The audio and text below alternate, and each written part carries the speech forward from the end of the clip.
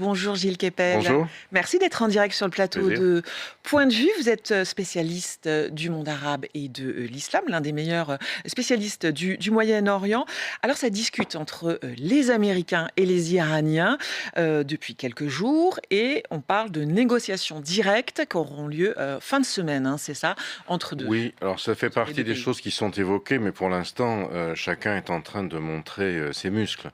D'un côté, Donald Trump donc renforce son armada, fait venir de nouveaux avions. Mhm. On estime effectivement ensuite que Israël est en train aussi de compléter son dôme de fer, qui avait été, vous savez, son système de défense, qui avait été très utilisé ou surutilisé Oui, lors de la guerre des 12 jours au oui, mois de c'était en juin. Donc juin. il n'avait Oui. plus la capacité de répondre à une éventuelle réplique Mhm. iranienne si ceci était touché par les Américains. Donc c'est un enjeu majeur qu'il faut aussi prendre en compte, c'est-à-dire les négociations sont également destinées à gagner du temps pour que les Israéliens puissent résister si jamais ils étaient attaqués. Il y a cet élément-là à prendre en considération. Et puis, globalement, le bras de fer est assez simple. D'un côté, vous avez un régime iranien extrêmement affaibli sur le plan interne, Oui. puisque ce qui vient de se passer, là, on a quand même au moins 6 000 morts avérés et 17 000 sous investigation. On parle même de 30 000 Voilà, c'est morts, ça. hein. Donc on arriverait à une trentaine de milliers de morts en 2 jours et demi, ce qui est quelque chose d'absolument sidérant, à comparer bien sûr, même s'il ne faut pas faire ce genre de comparaison avec les 70 000 morts à Gaza, mais en 2 ans. Et on a vu d'ailleurs des réactions politiques assez différentes à Oui, ces questions. oui.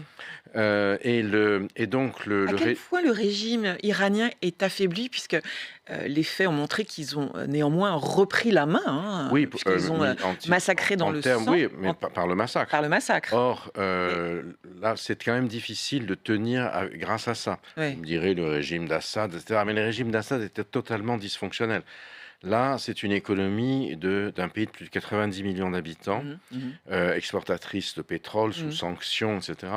Et ce défi-là n'est pas de la même nature que ce qu'on avait vu en 2022, avant le 7 octobre, Mmh. lorsque Mahsa Amini, mal voilée entre guillemets, avait été tuée dans un commissariat. Elle était kurde, c'était une femme, Oui. et elle n'était pas dans le mainstream, si j'ose dire, iranien. Vous voyez, donc le résultat, c'est que le régime a cédé sur un point important de son dogme, c'est-à-dire il fallait que les femmes soient voilées, ça faisait partie de la loi des prophètes de Khomeini, et maintenant, ils n'ont plus la force de le faire. Mmh. Et d'une certaine manière, ça a donné une sorte de soupape au pouvoir, puisque Ils ont un petit peu libéré un voilà, petit peu d'air dans la société civile, c'est ça? C'est ce que vous voulez dire? parmi ces nombreux médecins dont on parle en ce moment, qui sont en Oui, train de se faire arrêter oui. parce qu'on exige qu'ils donnent le nom des gens qu'ils ont blessés, etc.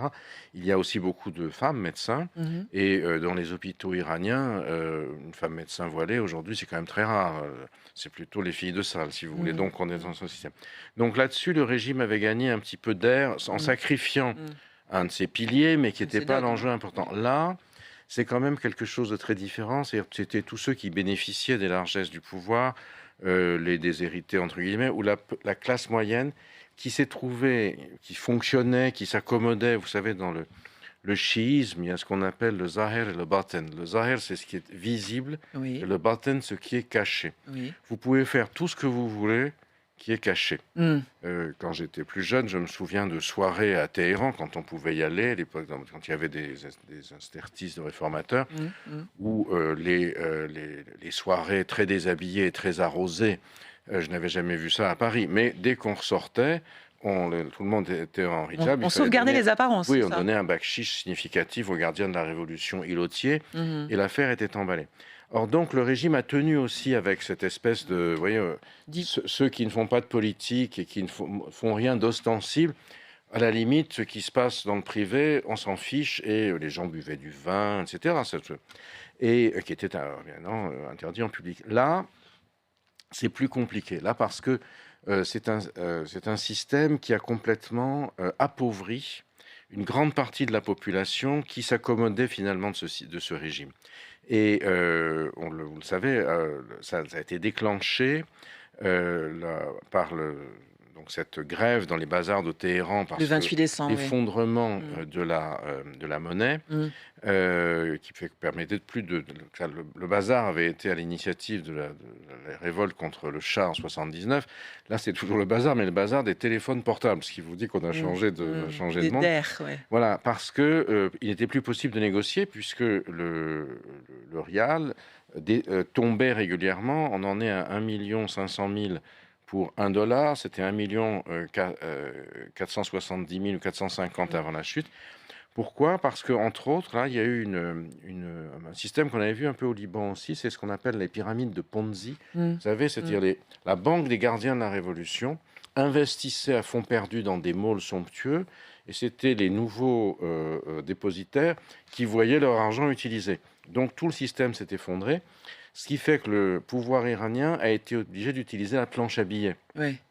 D'où l'effondrement du rial, d'où la paupérisation générale de la société. Et c'est ça, si vous voulez, qui a fait déborder le vase et qui a été un défi beaucoup plus dangereux parce qu'on touchait au cœur du système et à des gens Le qui régime étaient, est un peu à l'os, en ses fait, soutiens. quelque part, Oui, c'est voilà. ça, hein? Et il tient essentiellement aujourd'hui sur une répression Ouais. massive qui, même sur le moyen terme, sera Mmh. difficile à gérer. Alors, par rapport aux Américains, quelle est leur stratégie? Ils se disent, en gros, Trump ne va pas, Trump gesticule, Oui. fait du Mmh. bombasting, comme on Mmh. dit. C'est un promoteur immobilier qui veut Qui aime le terroriser catch aussi. le gars qui a le terrain et qui veut lui prendre pour Mmh. casser sa petite maison et faire son immeuble.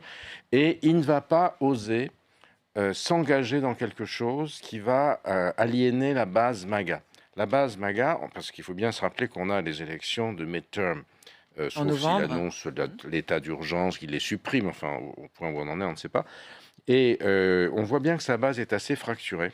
Oui, surtout, il n'a pas été élu pour intervenir Voilà, et dans les surtout, à l'extérieur. l'une des rares choses qui les met d'accord, c'est no boots on the ground, pas Ouais. d'opération militaire terrestre, parce qu'il y a quand même l'Afghanistan Oui. et l'Irak, Oui. pas très loin de l'Iran. Donc, C'est pas tout à fait la même chose d'intervenir au niveau terrestre et en oui, Iran et au Venezuela, hein. Ça fait un non, mois le que. Venezuela, il n'y a pas eu d'intervention terrestre a priori, il y a eu un commando, Oui. et puis surtout, ils avaient, si j'ose dire, retourné Delcy Rodriguez Mmh. Mmh. par l'intermédiaire du reste du Moyen-Orient, puisque c'est au Qatar, Oui, que apparemment, ça s'est fait. se sont faits, Oui. parce que vous savez que le Venezuela est un pays dans lequel vous avez une communauté levantine très importante, de Libanais qui sont partis durant la guerre civile, Mmh. des chrétiens, mais aussi des chiites, et le Hezbollah a implanté au Venezuela. C'est à partir de là aussi qu'ont été faits les attentats contre la communauté israélite argentine, Mmh. non Mmh. loin. Mmh. Et donc tout ça fait partie de leur système, de pouvoir. Mais là, ça a C'est beaucoup été plus compliqué. c'est très compliqué. Et puis les gardiens de la Révolution sont surarmés, Mmh. disposent d'une marine, ils ont fait leurs exercices C'est ce récemment. que j'allais vous poser comme question. Ils sont assez forts, les Iraniens, enfin l'arsenal des mollahs, sur le plan Alors, des missiles, justement, pour oui, tenir ils n'ont pas, tête? Ils ont assez les alors, ils moyens? n'ont pas la capacité d'utiliser l'arme nucléaire, puisque tout a été cassé, enfin les installations ont été cassées Très pendant la guerre des abîmés en 12 jours, juin, oui. mais il y a toujours du combustible qui se promène. Mmh. Et donc, d'une certaine manière, le régime iranien est plutôt en train de dire, certes, on n'est pas terrible, Oui. mais si jamais on s'effondre, c'est bien pire, parce que vous n'allez pas pouvoir gérer ça. Ça va être, vous n'avez rien vu avec la chute de Saddam Hussein, qui s'est traduit par Daesh, et la chute de Kadhafi, qui s'est traduite par le terrorisme. Ça sera encore pire, vous allez vous être dans une situation catastrophique. Et donc, vous avez intérêt à négocier Mmh. avec nous, Mmh. et parce que sans cela, vous en avez C'est le chaos. c'est le chaos, et un chaos qui va durer y compris jusqu'aux midterms. Donc là, à partir de ce moment-là, Donald Trump va se trouver dans une situation très complexe, d'autant plus qu'avec les affaires à Minneapolis, où la police des frontières a déjà tué ces 2 personnes, etc., Il est un petit peu, voilà, comment dire, fragilisé sur le plan intérieur, en fait, hein. la coalition qu'il avait Ouais. élue avait pris pas mal de voix qui étaient traditionnellement des voix pro-démocrates, c'est-à-dire les ouvriers, qui en avaient marre du wokisme de Biden et de Mmh. Kamala Harris, et qui là voient leur salaire stagner et l'inflation monter. Les hommes latinos et les hommes noirs qui sont terrorisés par ce qui se passe avec l'ICE, qui adopte des mesures qui Oui, les oui. terrorisent. Donc on voit actuellement les sondages donnent les Républicains à peu près à 40%, ce qui l'empêcherait de contrôler le Congrès. Et le Congrès étant l'instance qui contrôle les opérations extérieures, il se trouve une situation compliquée. Donc, je crois que les Iraniens sont en train de pousser pour dire attention. Ils appuient sur un levier politique, en fait, c'est ça? Exactement. Ils savent très bien que Trump ne peut pas aller plus loin que quelque chose qui serait un blitzkrieg qui les ferait tomber. Et ils montrent actuellement, d'où la démonstration de force dans le détroit d'Ormuz. Vous savez, le détroit d'Ormuz, c'est 50 km de large. 20% du pétrole mondial passe par là, bon, surtout vers la Chine et vers l'Inde. Mais néanmoins, c'est quelque chose de très sensible. Et tous les Arabes du Golfe sont en train de dire à Trump, stop, ne prenez pas de risques. Tous nos systèmes non seulement d'exportation, mais également la diversification touristique, par exemple en Arabie Saoudite, le commerce à Dubaï. Oui, il y a la sur le Qatar. pression aussi Voilà. des voisins de l'Iran, l'Arabie Qui Saoudite. sont des alliés des États-Unis et qui chacun ont mis au pot, quand Trump a fait sa tournée dans la région, en mettant chacun 1000 milliards de dollars. Si vous voulez. Donc, quand vous donnez 1000 milliards de dollars à quelqu'un, y compris son avion qu'il peut garder quand il sera plus président, vous pouvez l'avoir au téléphone. Quels sont, on sait, les sujets possibles de négociation qui pourraient être sur la table? Juste, on parle de vendredi à Istanbul entre les Américains et les Iraniens. C'est le nucléaire, c'est ça? Alors, il y a le nucléaire, effectivement, mais là, les exigences sont à l'opposé. Les Iraniens réitèrent, on le garde, et pour du civil. Et Trump, qui, je vous le rappelle, s'était retiré de l'accord du JCPOA, c'était cet accord qui permettait, sous contrôle de l'Agence pour l'énergie atomique, de vérifier qu'il n'y avait pas d'usage militaire, mais donc qui était soupçonné par exemple de tricher. Donc, de ce fait, en se retirant, il n'y avait plus de supervision, et donc les Iraniens ont d'autant plus fait un usage, des recherches pour l'usage militaire de l'uranium. Vous voyez. Donc là-dessus, Trump est quand même pas tout à fait bien équipé. Alors, ce qui est intéressant, c'est si ça se tient effectivement à Istanbul, parce que ça donne à la Turquie, évidemment, un poids considérable.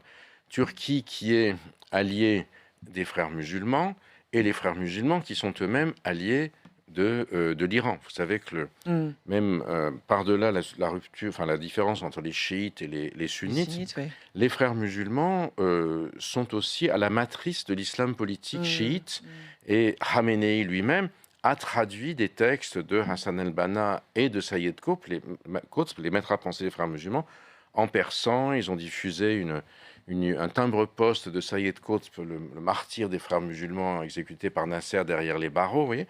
Et donc, l'alliance, disons, fréro-chiite serait en train à ce moment-là de se renforcer. Ce qui pose un problème. D'ailleurs, on n'a pas vu beaucoup les gens qui sont proches des frères musulmans ici et qui ont énormément dénoncé ce qui se passait à Gaza, certaines peut-être à juste titre par le nombre de morts. On ne les a pas vus prendre le bain de sang iranien. Sur le bain de sang iranien, effectivement. Alors, il y a l'Iran, donc on va suivre ça cette semaine. On a encore 3 minutes. Je voulais vous poser aussi la question de la Syrie. Plus de 1300 terroristes de Daesh ont été transférés en Irak dans le cadre d'une opération américaine. Il y en avait 7000 qui étaient détenus dans les camps kurdes. La première question, c'est pourquoi ce transfert? Que va-t-il se passer pour eux en Irak? Et la deuxième question, on a parlé de djihadistes qui se seraient enfuis aussi, qui seraient dans la nature. Est-ce que c'est juste et est-ce que ça peut peser? Est-ce qu'il y a une menace terroriste sur l'Europe et la France? Alors, apparemment, ils sont en petit nombre. Mais bon, ceux qui parlent ne savent pas, et ceux qui savent ne parlent pas dans cette affaire, donc comme je parle. Ce qui est plus préoccupant, c'est la parole donnée, c'est-à-dire que, au fond, les Kurdes ont sacrifié entre 10 et 11 000 personnes, semble-t-il, dans la lutte contre Daesh pour nous protéger. Et on les a laissés tomber complètement. Donc ça pose un véritable problème. L'autre problème, c'est que aujourd'hui, le chouchou de Donald Trump et en partie du reste de l'Occident, c'est Ahmed al-Shara, le président syrien, ancien djihadiste lui-même. Donc on n'imagine pas que les gardiens de prison d'Ahmed al-Shara soient particulièrement virulents avec leurs anciens copains, même Compagnon, voilà, ouais. s'ils ont eu des divergences. Ça, c'est un premier point. Alors, pourquoi est-ce qu'ils ont été transférés en Irak? Parce que l'Irak est un État. Et Oui. donc, peut, contrairement aux Kurdes, administrer de la justice, quoi qu'on en pense. Et beaucoup d'entre eux ont commis aussi des actes en Irak au nom de Daesh, dont ils sont comptables. Par ailleurs, l'Irak, paradoxalement, est dirigé par une coalition chiite Oui. qui détestait Daesh, parce que Daesh, contrairement aux frères musulmans, était obsédé par la haine des chiites et les a massacrés en quantité. Donc les crimes anti-chiites commis par Daesh sont tels en Irak qu'il y a peu de chances que les Irakiens chiites qui les gardent aient une mansuétude envers les djihadistes de Daesh aussi grande que celle d'Ahmed Echar en Syrie. Je ne sais pas si vous arrivez à suivre l'emboîtement du raisonnement, mais voilà. Donc l'idée, c'est que on les fourgue aux Irakiens d'une certaine manière, et on se dit les Irakiens vont les garder, il n'y a pas de risque qu'il y ait des fuites. Ça, c'est au jour J. Maintenant, voyons ce que va donner la négociation à Istanbul, si elle a lieu, etc. Moi, je crois surtout qu'il y a une course contre la montre. Les Américains Trump voudrait taper un coup le plus fort possible, parce qu'en même temps, il faut qu'il explique aux contribuables pourquoi il a amené toute cette flotte là-bas, que ça coûte une fortune. Oui.